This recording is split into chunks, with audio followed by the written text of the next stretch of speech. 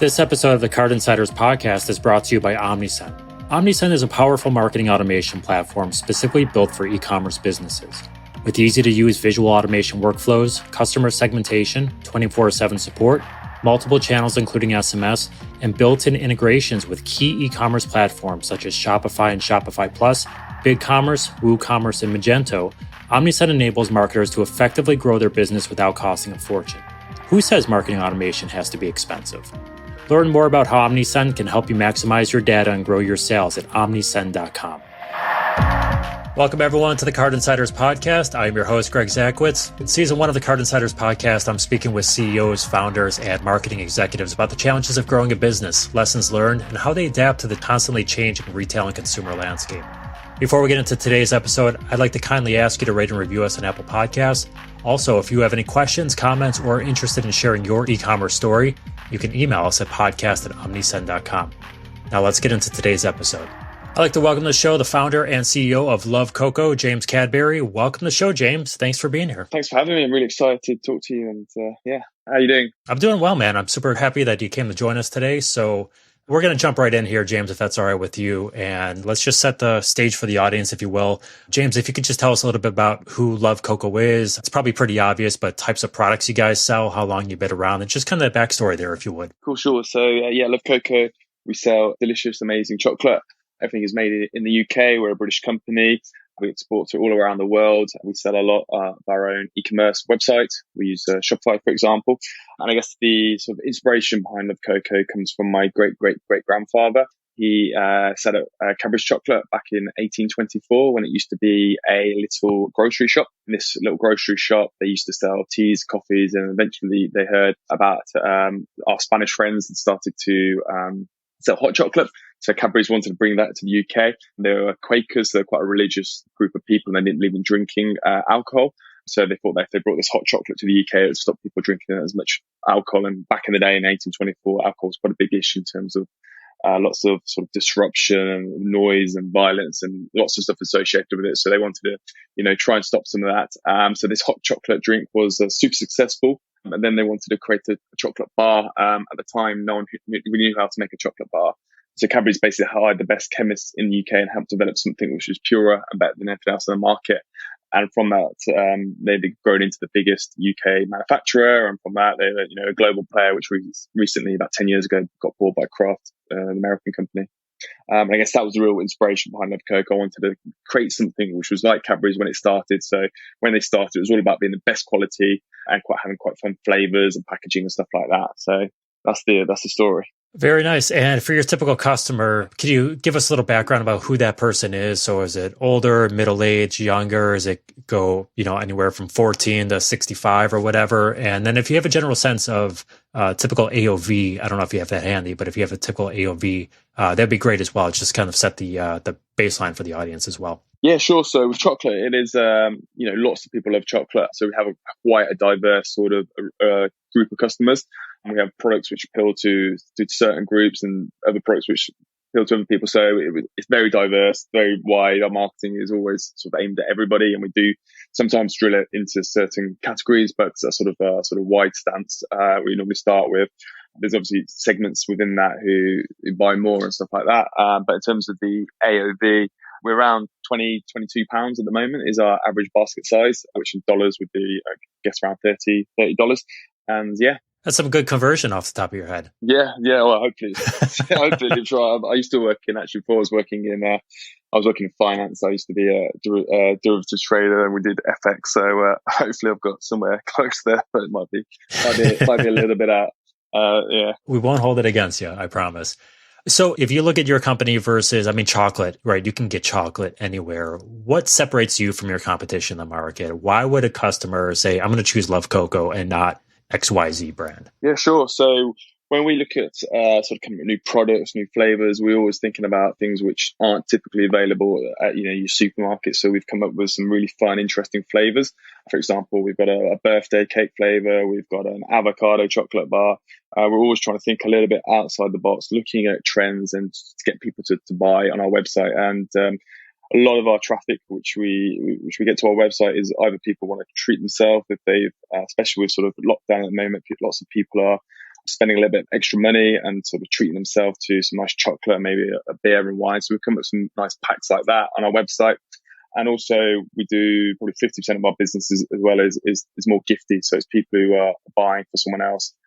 So that's the sort of two main reasons that people sort of might go to us rather than, going to the local supermarket and buying some sort of bog standard chocolate. And I guess the other thing that sort of really separates us and makes us stand out, I guess, is our sort of sustainability and ethics. With Cadbury's, when they set up, it was all about being super ethical. They really looked after their workers, their suppliers. They were sort of light years ahead of anybody in terms of what they did, really. And we try to follow that through by giving 10% of our profits to Rainforest Foundation. And recently we've actually gone above and beyond that. And for every chocolate bar we sell, we plant a tree. And that gets done in Cameroon by cocoa farmers. And that area of the world at the moment is really struggling with deforestation, with huge amounts of rainforest being cleared to plant cocoa fields, cocoa trees, for example. So we're really passionate about sort of giving back and being sustainable. And yeah, that's, I guess, what makes us a little bit different. That's why we've had quite a lot of success recently. Very nice. And you said a couple of things there, James, that I'm going to have to unpack here and we'll get to here. But while we're on the sustainability thing, how important is it for you to communicate that story to your audience? Are you finding that your typical customer or just you're attracting customers from that story of having a cause behind the brand? Is it more, hey, this is nice to have, but not a need to have for customer acquisition?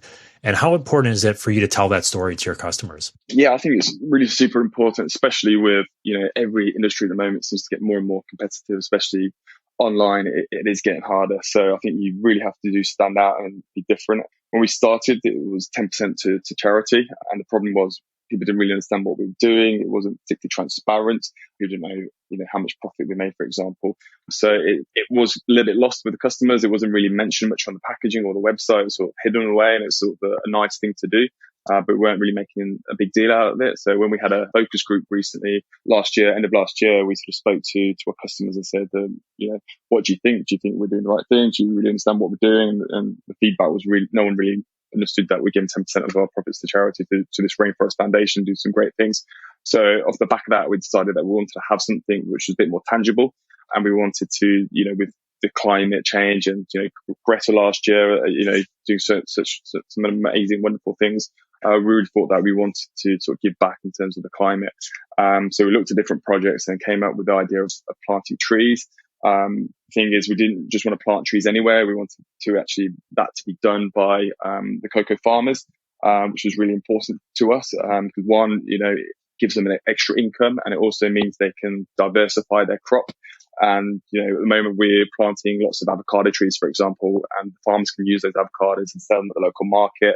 Also helps with their sort of soil and diversity around that. And if there's any diseases in the future, then it should help with that. So we're super passionate about that, and we just want to get that really across.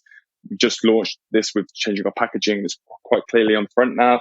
And we're also in the midst of sort of creating lots of content around that. So content for social media, content for adverts, content for email marketing, to really get that message across. We were literally just about to launch this, this big campaign, and then it was lockdown. So that sort of put us back a little bit. But now we're sort of really gearing up and trying to create a lot of content around that to try and get that message out, to try and stand out from the crowd. So you hit on something that I've had this come up with a lot of different either founders or CMOs I've talked to in the last couple of years around the sustainability cause. And I think the one thing you mentioned is that, hey, we had this thing, but it really wasn't clear to our customers exactly what we were doing. And so you have a lot of companies that are doing things like that. But I think the one realization that some of them eventually get to is that, hey, they have this cause, but in fact, it's not very clear to the customers exactly the benefit you're doing. So you guys mentioned that you pivoted and said, okay, we're going to double down. And this is what we're going to do. We're going to make it very clear. Rainforest cause, we're planting trees. And now you're doing the brand storytelling. So you're actually catching up and making that very well known. You mentioned some of the channels that you guys were using to tell that actual story here. So are there other channels that are more applicable for telling a story like this versus others, or can you really do it in all mediums? And so let me kind of lead you one way or the other. Social media is obviously a place you can tell a story. Paid search, probably a little less so, right? It's finite, it's small. email marketing. So can you walk us through a little bit some of the channels and how you're using those channels to actually tell your story? Yeah, sure. So I guess, the big one for us is social media. It's a great way of sort of getting the message across to your sort of loyal followers. These are the people who are sort of brand advocates. So that's been quite a good way to sort of initially get it out. Email marketing is also a really good one. We send regular updates to our customers with updates about where we're planting, what sort of trees we're planting, how many we're planting. So we go into a little bit more detail there, and then share a link to blogs on our website, which again goes into a little bit more detail. You're right, with page search, it's a little bit harder. We don't mention it as much on there. It's more, we do paid search is more one of the bullet points rather than sort of leading with it. I think we are starting to do a bit more testing in terms of how we can change and how we can lead with it. It's definitely on, our radar to sort of really make more of this. We, only really just started to change this one bar, one tree, where we're planting these 500,000 trees this year. And I think it's a sort of constantly evolving, and we're growing as a company, and we're growing as a team as well. And it'd be part of someone who's just about to join. She'll be doing a lot more testing in regard to that, and really trying to make the most of the amazing thing we do. Because at the end of the day, the more sales we get means we can plant more trees and give back to the environment. So if you think about the channels you're using to tell these stories now, and you're putting a more of a larger focus on being able to tell the story, has it changed, say, over the last 2 years? Has it changed how much you're using the different channels? So social media, for instance, having a larger focus on the storytelling made you guys more active on social, or has it just changed? Is the usage still the same? It's just changed the approach on the channels. Can you talk about that a little bit? Yeah, sure. So I think for social media, I think last year we probably were a bit too product heavy focused.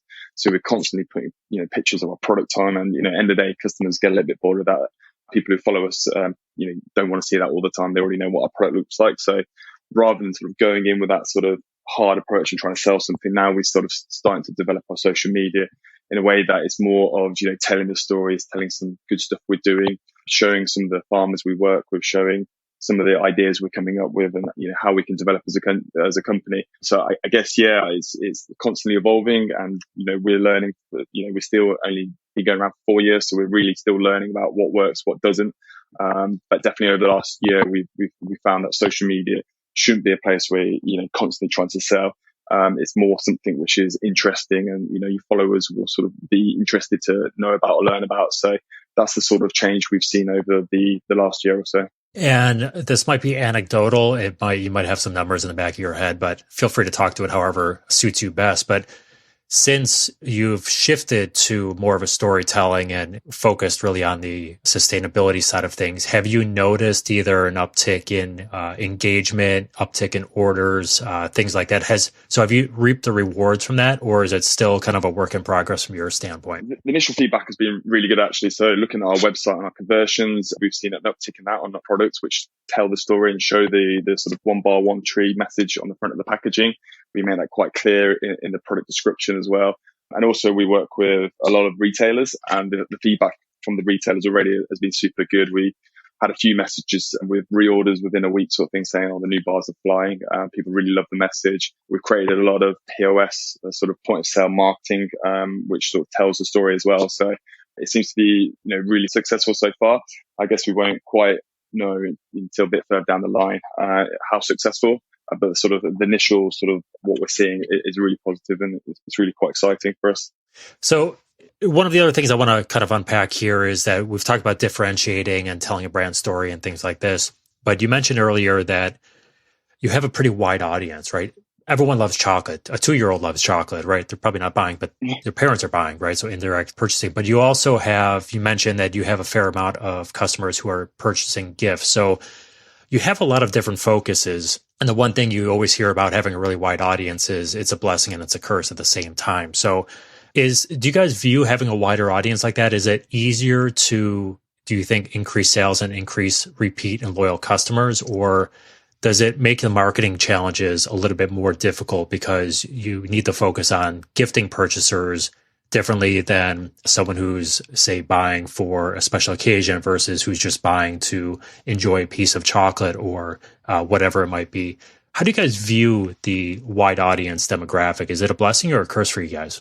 That's a tricky one. Yeah, I see it as a blessing. I mean, 95% of the population like chocolate. Obviously, ours chocolate is more at a premium price point, so it's probably not for quite for everybody. But the segments we look at are tend to be a little bit older, so we do well at a couple of segments older than we were expecting. But we look at it as a way that we can really sort of see the whole picture, use different marketing tactics. So it's not just all about digital. We just started some sort of direct mail campaigns, and we're going to increase that during our sort of gifting periods, which is maybe Christmas, Mother's Day, Father's Day, Easter. Those sort of times are really periods for us.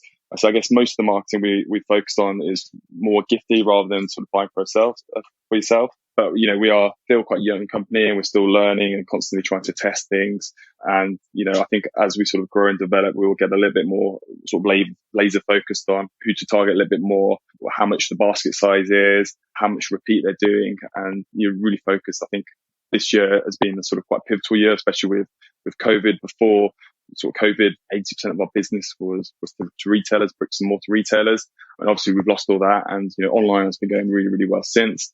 And it's meant that we're actually bringing in an e-commerce manager for the first time. Before it's been, we've got a person who looks after marketing, and they've sort of been looking at the digital marketing as a side thing. But now it's sort of, we are fully sort of committed to sort of doing a lot more online. And I think it's really, really important that we get a lot more data focused and really understand the numbers a lot better than maybe we were last year, when we were more focused on winning new business with retailers. So you mentioned you lost a significant portion of sales because of the COVID, retailers shutting down. How do you guys overcome that? So we've quite a small team, and we sort of had a Zoom call together, and we're sort of bouncing ideas. And we really focused on trying to work with the current products we've got and put them into nice gifty sort of bundles. We also targeted lots of corporates who wanted to send chocolate to their employees. We also made sure that we do work with some of the e-commerce partners, so we were suggesting things for them. So we did quite a lot, and sort of did change, the way we were trying to sell it. I think was the big point, which we changed, which was different. So rather than before, we were literally selling one chocolate bar, and then you could sort of add another one and add something else. We were right, but let's make it really easy for customers. This is a work from home sort of bundle, which you can share with your family, or there may be bundle which you would send to a colleague or to your parents if you can't see them, sort of thing. So we're quite smart in terms of sort of adapting quite quickly and creating a lot more bundles which were sort of aimed at those specific people. The back of that, sort of our marketing, our digital marketing was a bit more focused on that. So if we were, we did a lot more targeting corporates, and then there would be sort of serving those ads, and then obviously they're coming back to our corporate landing page and stuff like that. So that's how we sort of try to adapt, and it's worked really well. We actually had a record month last month, despite losing 80% of the business. So it's been an interesting period. So it's interesting. Well, congratulations, and I'm glad the sales rebounded there, and I'm glad you had a record month there. From the online standpoint, which channels were driving that mostly? Was it email? Was it social? Was it paid search? Just for the other retailers listening, where they might be able to look at that and say, okay, maybe I should double down here or experiment here a little bit. Hopefully not chocolate retailers, but other ones. Yeah, so we were seeing lots of retailers and other companies had stopped some of their marketing. So we sort of doubled down on Facebook and Instagram. Before, that was, could have been quite an expensive channel for us, but we noticed that the sort of demand for these adverts had gone down, and also people were more in demand for getting stuff sent because they can't visit the shop. So we saw that as a big opportunity, and we put a lot more money into that channel. Email we use, and we constantly updated customers in terms of when they can get products. With supply chain was, especially at the start, was a little bit slower, so we sort of kept on informing them and sort of using that as more of a way to let customers know when we have products in and sort of expect when they could get them. And then also we did lots of competitions with the sort of different companies. So we teamed up with some alcohol brands and did competitions on social media, and that was quite good to generate a bit more buzz about the brand. So you mentioning COVID is obviously, it's a worldwide thing, but it's a worldwide challenge for everyone, right? So if we put COVID aside, in the grand scheme of things, you're still a relatively new company, right? I think you've been around for, 5 years, James, if I remember that correctly? 4 years, yeah. So 4 years. 4 years, okay. Yeah, I'm giving you an extra year, so that's a good thing. So if you put COVID aside, you obviously went through some of the challenges of growing a business and and trying to scale that. What would you say your biggest challenge outside of COVID have been in the last 4 years? I guess sort of the biggest challenge outside COVID is when we were selling online, I guess if you want to look at it from that standpoint, was how do we, create something which, people want and we can sort of, constantly come back to our website. Being a chocolate company, when we originally just sold chocolate bars, was do people want to come back and buy the same product every time? Or do they want to come back and buy something different? And to start with being a sort of small company with, not much resources, and we sort of just left it and we just had, this sort of standard few products. But we sort of noticed, and from feedback and surveys and stuff like that, that, when people came back, they didn't want to send the same thing. They didn't want to buy the same thing. They want something different. So I guess one of the challenges for us was to ensure that we've got enough products on our website to, constantly get people to come back and buy and to sort of increase that lifetime value. And, it's taken a bit of time for us to get that product range up, and we're, constantly adding new products. From we've sort of constantly adding new products and stuff like that is that obviously your working capital gets a bit tied up with that. So our problem it has been that really sort of trying to balance everything. We've raised a little bit of money, but we've been quite tight with that. And sort of, from that, we've always been sort of a little bit constrained in terms of trying to increase that LTV. How do you guys know, and maybe you don't, and there's probably not a single answer to this question, but how do you guys know when enough product is enough? Because that's the one challenge a lot of companies face is they want to have a wide variety, but sometimes having too wide of a variety kind of paralysis by analysis, right? So you just kind of sit there and like, I don't know. And then you revert back to the same thing. You don't sell as much as the other stuff. So how do you guys know when enough product is enough? Yeah, that's a great question. Yeah, I think we are sort of the way we're looking at the moment is when we're trying to introduce new products, we're trying to, introduce things which are quite a bit different. So rather than constantly just adding new chocolate bars, which we did when we started, we're now trying to introduce stuff like chocolate covered nuts, chocolate covered popcorn.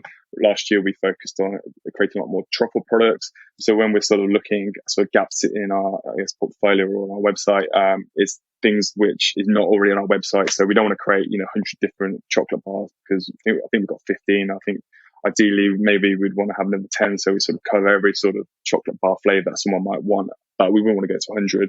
So it's more creating different products, which we want. If people come to our website, we don't want them to sort of go off, if we've paid, especially if we've paid them to sort of go to our website, but they're looking for a particular flavor of a particular product. We don't want to lose them. So we want to make sure that we're covering most of the sort of gifted chocolate or chocolate people want. But you're right, it's sort of getting to that number, then sort of sticking with it and sort of rotating products. I think that's the way we'll do it. We still don't have a huge amount of SKUs. So I think we've still got quite a long way to go before we get there. But yeah, I think when I think of it is if I buy something and go on someone else's website and, especially if I've hit an ad and I don't buy something, then, because they don't have the right product, then, they've just wasted their money. So that's the way I'm thinking at the moment. We need to do a little bit more work and try to work it out. But I can think what that's probably going to be a challenge in probably the next couple of years. Yeah. Moving target, I'm sure. I think every retailer struggles with that as well as you're trying to develop product lines and things, but very nice. I appreciate the thoughtful response. If you look at e-commerce or even just your industry your vertical as a whole, what's the one thing that keeps you up at night? I think the one thing that keeps me up at night is probably ensuring that we're delivering a good customer experience, that we, when people are parting with their money, that they're happy with the quality of the product, they're happy with the way they're receiving the product. There's a lot which goes into it. It's not just about buying, it's sort of all the post getting the product to the customer in the right state. At the moment, it's very hot in the UK, which is not normally the case. And it's, worrying about that, the chocolate's not going to melt if we packaged it properly, if they don't get it in perfect condition, that leads to, bad reviews and stuff like that. And stuff like that is, I want the product to get to the customer in the perfect condition. So that's the sort of thing I worry about a little bit more. I know that we've got some great products which people should like, but if they've been affected by things we can't really control in terms of the sunshine at the moment, it's how do we fix those issues, and how do we ensure that customers are getting the product on time? Especially the thing with COVID was all these couriers were completely overworked. They had lots of staff off as well, and before it was like a 1-day delivery, it was slipping to 10 days. Customers didn't know where the product was. The trackings weren't working and stuff like that. So that's made us really think: are we working with the right couriers? Should we be selling chocolate in the summer? Should we be using special packaging and stuff like that? So that's all the sort of things at the moment I guess I'm worried about as a business owner. In some respects, has Let's say this in a delicate way, but in some respects, like if you look for the silver lining in things, has having to think about all these smaller things that maybe were in the back of your mind or maybe outside of your mind whatsoever, like the things you mentioned, right? Different types of packaging and systems being overwhelmed. Has it benefited your company at all? Yeah, I think sort of long term, I think COVID probably will. It's made us sort of step back, really think about what we want to do now, what we want to do in the future. And I worked throughout COVID. I sort of did lots of jobs which I probably didn't used to do so much. So it's really, really understanding how every sort of little aspect of business worked, and from that, it's really allowed us to improve some stuff. Before we sent a lot of our product out was untracked, and we were getting lots of customer queries because they weren't sure where it was and stuff like that. So that's something we're changing and trying to make the whole experience a lot better. We realised that you might be paying cheaper postage, but if the customer is not happy or they're unsure where the product is, then that just adds a lot more cost onto your customer service rather than just sending someone out track. So stuff like that we've really sort of looked at and sort of thought about a lot more, as well as sort of looking at the sort of overall picture and the strategy about what we want to do. Working before it was 80% was bricks and mortars, working with different retailers and distributors, wholesalers around the country and exporting as well. Now we've really sort of thought, actually, what is a good split? Is the 28 a good split, or should we be looking for 50-50? And, as a company, we decided that, we want to do a lot more online. We want to really own our customer, really understand more about our customer. We want to ensure that we're making products which our customer wants. So we've had a real sort of drive on sort of acquiring new customers now, getting people added to the emailing database. We sent out lots of query surveys recently to really understand more about our customer.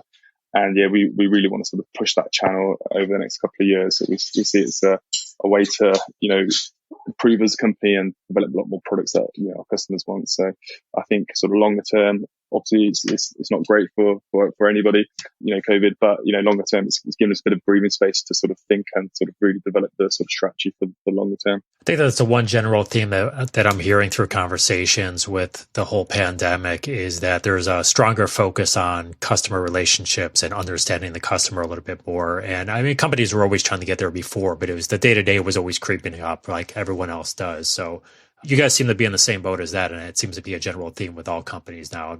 They said consumers had the power before. If they didn't have it before, they certainly have it now because there's so many options and everyone's trying to cater to them. So very good insights there. I'm going to put your marketing department on notice, or your new e-commerce manager on notice here.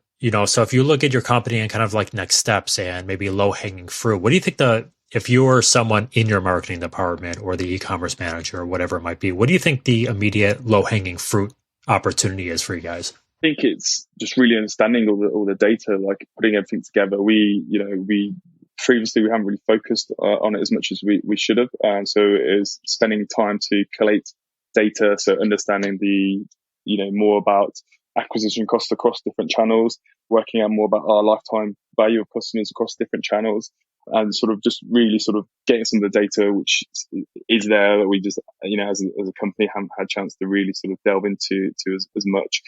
Setting up a few more, sort of looking at email marketing, I guess would be another thing we can sort of definitely work on a lot more, making a lot more of the automation functions which are available. We do a few things, but we don't use some of the segmentation as much as we should do. So things like that would be good. And I guess look at another thing that I'll probably look at is come in and look at competitors, make sure that we're offering as good a service, if not better than any of our competitors, and working out how we can improve that and start to do a lot more A/B testing. At the moment, we've never really done much A/B testing at all, but now I think we're at the stage where we're getting enough traffic to our website that if we did do some A/B testing, then it's a bit more meaningful. I think before it probably wouldn't be worth it because traffic wouldn't be there, but we've grown quite a lot in the last couple of years, and we've got to a stage where now that it'd be that sort of data would be meaningful, and we can really start to improving our website and understand the customer's journey a lot more, and really trying to improve that. Very nice. And you guys have gotten, 4 years in business, you guys have gotten over that initial 1 to 2 year hump. So if other retailers who are maybe newer to business and still within that fresh 2 years, or even in the third year, are looking to kind of get over that hump and grow their business, like if you look back and say, what's the one piece of advice you would want to leave with those retailers to help them get over that hump that maybe you guys have experienced? I think customer feedback's a good one. I think we made quite an effort to send out quite a few reviews a year. Not reviews, surveys a year.